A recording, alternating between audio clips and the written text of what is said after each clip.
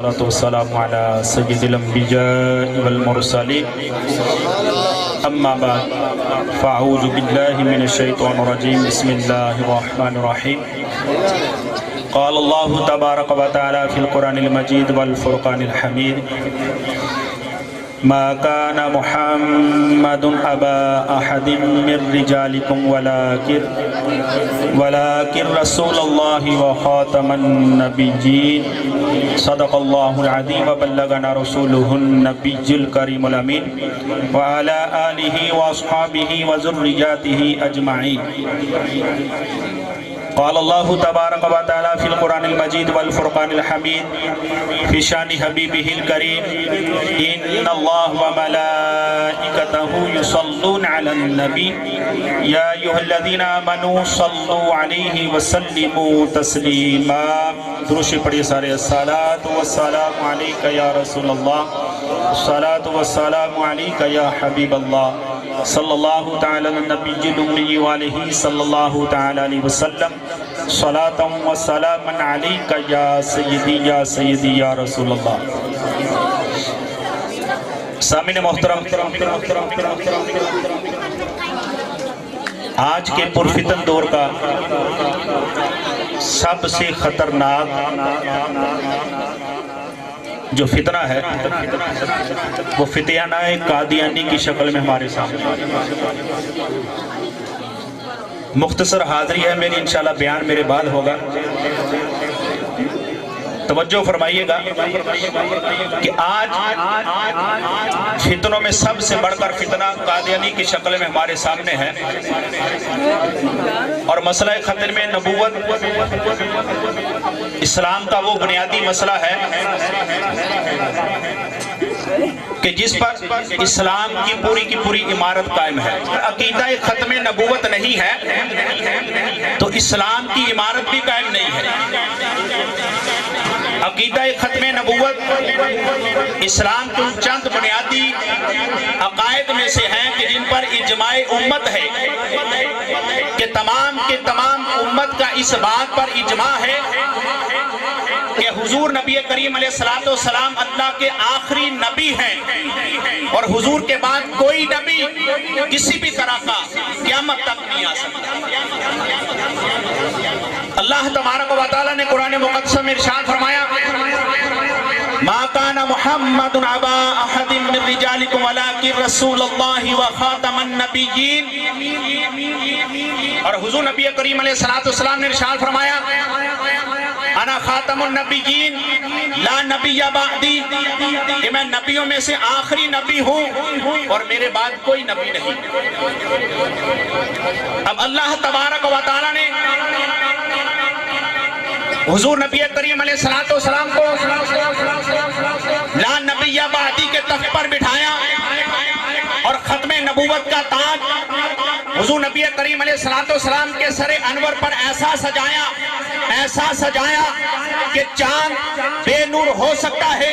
سورج اپنا رخ بدل سکتا ہے، ستاروں کی روشنی ختم ہو سکتی ہے، اجرام فلکی ٹوٹ سکتے ہیں، دریاؤں کی روانیاں اپنا رخ بدل سکتی ہے، کلیوں کی مہک ختم ہو سکتی ہے، پھولوں کی خوشبو ختم ہو سکتی ہے، لیکن کائنات میں تاجدار ختم نبوت کے بعد کوئی دوسرا نبی آ نہیں سکتا۔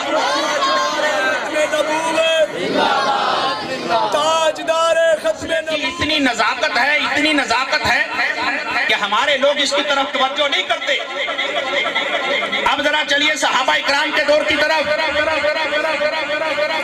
دور سیدنا ابو بکر صدیق ہے، مدینہ منورہ سے سینکڑوں میل کے فاصلے پر میدان یمامہ کی طرف چلتے ہیں کہ یمامہ کا میدان ہے کہ جہاں پر مسلمہ قذاب اپنے 40,000 کے لشکر کے ساتھ موجود ہے۔ سیدنا ابو بکر صدیق رضی اللہ تعالیٰ عنہ نے اپنا پہلا لشکر سیدنا شرجیل بن حسنہ رضی اللہ تعالیٰ کی قیادت میں بھیجا، لیکن اس لشکر کو کامیابی نہ ملی۔ دوسرا لشکر سیدنا اکرمہ بن ابی جہل کی قیادت میں بھیجا، کامیابی نہ ہوئی۔ سیدنا ابو بکر صدیق رضی اللہ تعالیٰ عنہ نے ان دونوں کو فرمان بھیجا کہ جب تک میرا حکم نہ ہو یمامہ سے واپس نہ آنا، میں اللہ کی تلواروں میں سے ایک تلوار سیدنا خالد بن ولید رضی اللہ عنہ کی قیادت میں ایک اور لشکر بھیج رہا ہوں۔ صحابی کے جسم کے ٹکڑے ٹکڑے ہوئے پڑے ہیں، وہ صحابہ کرام یمامہ کے میدان میں ایسے چمک رہے ہیں کہ آسمان پر چمکنے والے ستارے بھی حیران ہیں کہ زمین پر ستارے کہاں سے آ گئے۔ اور یمامہ کے میدان میں صحابہ کرام نے اتنی بے دردی سے ان کفار کو شہید کیا اور خود بھی شہادت کے مرتبے پر فائز ہوئے۔ اب ذرا توجہ فرمائیے، اکیلے صرف جنگ یمامہ میں مسیلمہ کذاب کے خلاف لڑتے ہوئے 1200 صحابہ کرام نے جام شہادت نوش کیا۔ 1200 صحابہ کرام، 700 حفاظ صحابہ کرام ہیں، 700 حفاظ صحابہ کرام، 70 کے قریب بدری صحابہ کرام ہیں کہ جن کے بارے میں اللہ تبارک و تعالیٰ نے کو جنت میں دنیا میں ہی جنت کی بشارت عطا فرمائی۔ 1200 صحابہ کرام صرف ایک جنگ میں شہید ہو رہے ہیں، 700 حفاظ صحابہ کرام ہیں۔ اور اسی جنگ کے بعد سیدنا امیر المومنین عمر بن خطاب رضی اللہ تعالیٰ عنہ سیدنا ابو بکر کی بارگاہ میں آئے اور عرض کیا کہ امیر المومنین، اگر صحابہ کرام اسی طرح، حفاظ صحابہ کرام اسی طرح دنیا سے تشریف لے جاتے رہے تو قرآن تو ہمارے پاس ختم ہو جائے گا۔ یہی وجہ بنی تھی کہ آج کتابی شکل میں ہمارے پاس قرآن موجود ہے۔ تو صحابہ کرام رضوان اللہ علیہم اجمعین کی جماعت، وہ جماعت کہ جنہوں نے حضور نبی کریم علیہ السلام کی آغوش نبوت میں قرآن کو سمجھا، شریعت کو سمجھا کہ وہ مکتب ختم نبوت کے فارغ التحصیل تھے۔ صحابہ کرام کوئی عام انسان نہیں تھے کہ حضور نے فرمایا کہ میرے صحابہ ستاروں کی مانند ہے، کہ آج نبی کریم علیہ السلام ارشاد فرمایا کہ میرا صحابی ایک مٹھی جو خیرات کرے تو غیر صحابی اگر احد پہاڑ کے برابر سونا خیرات کرے تو تب بھی صحابی کے مرتبے پر نہیں پہنچ سکتا۔ تو یہ مسئلہ اتنا نازک مسئلہ ہے، لیکن ہمارے لوگ اس کی طرف توجہ نہیں کر رہے کہ 700 حفاظ صحابہ ہیں، 259 23 سال کے عرصے میں صرف 259 صحابہ کرام شہید ہو رہے ہیں، لیکن صرف اس ایک مسئلے پر، نبی کریم علیہ السلام کی تحفظ ختم نبوت پر، صرف اس مسئلے کی حفاظت کے لیے، اس عقیدے کی حفاظت کے لیے صرف ایک جنگ میں 1200 صحابہ کرام شہادت کے مرتبے پر فائز ہو رہے ہیں۔ اس سے اس مسئلے کی نزاکت کو سمجھے، مسئلہ کتنا نازک ہے، لیکن ہمارے لوگ اس کی طرف توجہ نہیں کر رہے۔ وہ کہہ رہے ہیں کہ شاید یہ مولویوں کی آپس کی لڑائی ہے، کہ نہیں میرے بھائی، یہ اسلام کی بنیاد صرف کسی ایک مسئلے پر قائم ہے، اسلام کی عمارت کسی ایک مسئلے پر قائم ہے کہ اگر دل میں، دماغ میں ذرا بار بھی کوئی خیال آ گیا کہ اللہ کے نبی آخری نبی نہیں ہے معاذ اللہ، سارے کا سارا اسلام گیا۔ کتنی عبادتیں ہوں، کتنے حج ہوں، زکاتیں ہوں، نفلی صدقات ہوں، جو کچھ بھی ہو، تو جب یہ مسئلہ نہیں ہے، یہ عقیدہ نہیں ہے، تو پھر کچھ بھی نہیں ہے۔ یہ مسئلہ اتنا نازک مسئلہ ہے کہ ہمارے صحابہ کرام نے اپنی جانوں کے نذرانے پیش کیے۔ سیدنا خالد بن ولید رضی اللہ تعالیٰ کی قیادت میں سیدنا ابو بکر صدیق رضی اللہ تعالیٰ تیسرا لشکر مسیلمہ قذاب کے خلاف بھیجا۔ سیدنا خالد بن ولید رضی اللہ تعالیٰ وہاں پر پہنچے، 40,000 کے جنگجو مسیلمہ قذاب کے پاس ہے۔ صحابہ کرام کی کثیر قلیل تعداد اس کثیر کے مقابل آئی، تو پھر جب وہ مسیلمہ قذاب کو جہنم واصل کیا گیا، جنگ ختم ہوئی، تو تقریباً 23,000 کفار کو صحابہ کرام نے جہنم واصل کیا، کہ مسیلمہ قذاب کے 23,000 لوگ اس جنگ میں قتل کیے گئے۔ تو یہ صحابہ کرام ہم سے زیادہ دین کو جانتے تھے، انہوں نے دین سمجھا تو حضور کی آغوش نبوت میں سمجھا،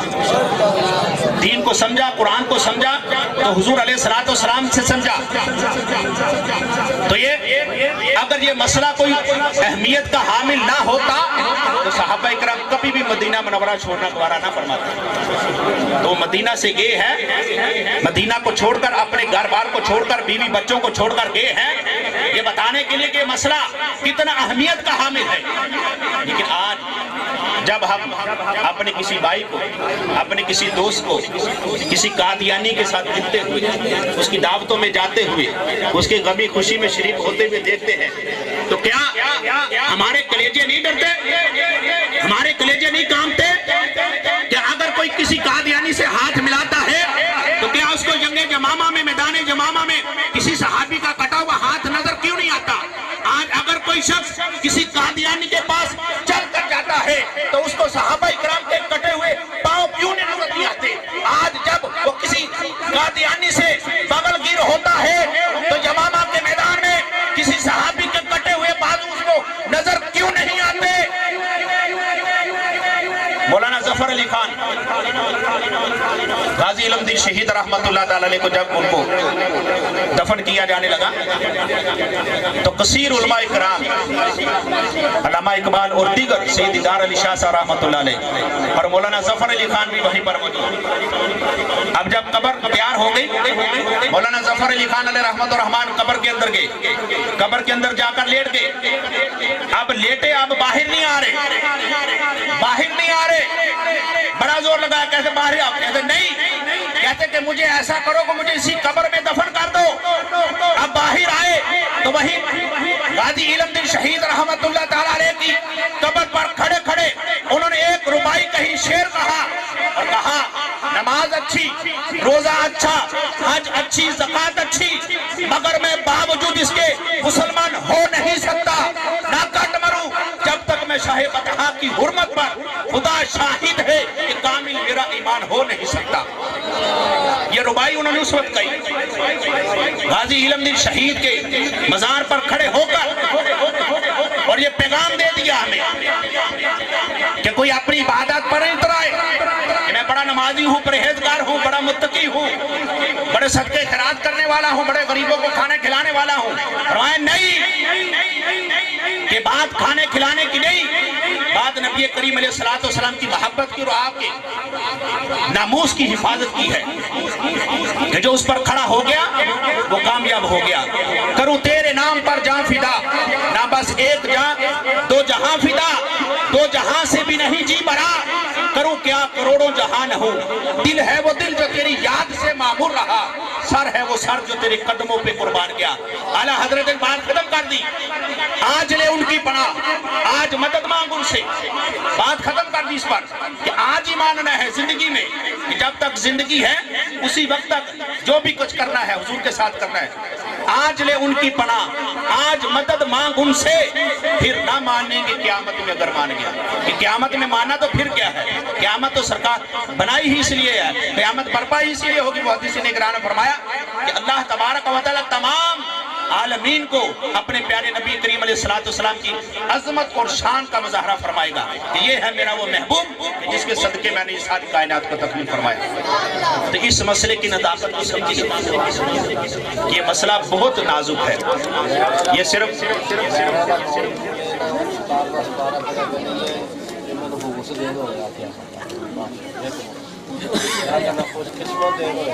بہت نازک مسئلہ ہے، اس کی طرف توجہ کریں۔ یہ صرف مولویوں کا مسئلہ نہیں، یہ ہر مومن مسلمان کا مسئلہ ہے۔ جس نے لا الہ الا اللہ محمد رسول اللہ پڑھ لیا، یہ کلمہ پڑھنا آسان ہے، اس کی حفاظت کرنا بہت مشکل ہے۔ اس کے لیے حضور نبی کریم علیہ السلام کی محبت اپنے دلوں میں پیدا کرے۔ حضور کی بارگاہ میں ایک شخص حاضر و عرض کیا کہ یا رسول اللہ علیہ السلام قیامت کب آئے گی؟ آقا کریم علیہ السلام نے ارشاد فرمایا تو نے قیامت کی کیا تیاری کی؟ اس نے عرض کیا کہ یا رسول اللہ علیہ السلام فرائض کے علاوہ نوافل کی کوئی کثرت نہیں، ہاں ایک بات ہے کہ میں اللہ اور اللہ کے رسول کے ساتھ محبت کرتا ہوں۔ حضور نبی کریم علیہ السلام نے ارشاد فرمایا اے بندے اگر تو یہی کام کرتا رہے تو تمہیں اللہ اور اللہ کا رسول محروم نہیں چھوڑے گا۔ آج لے ان کی پناہ، آج مدد مانگ ان سے، پھر نہ مانیں گے قیامت میں اگر مان گیا۔ وما علینا الا البلاغ المبین۔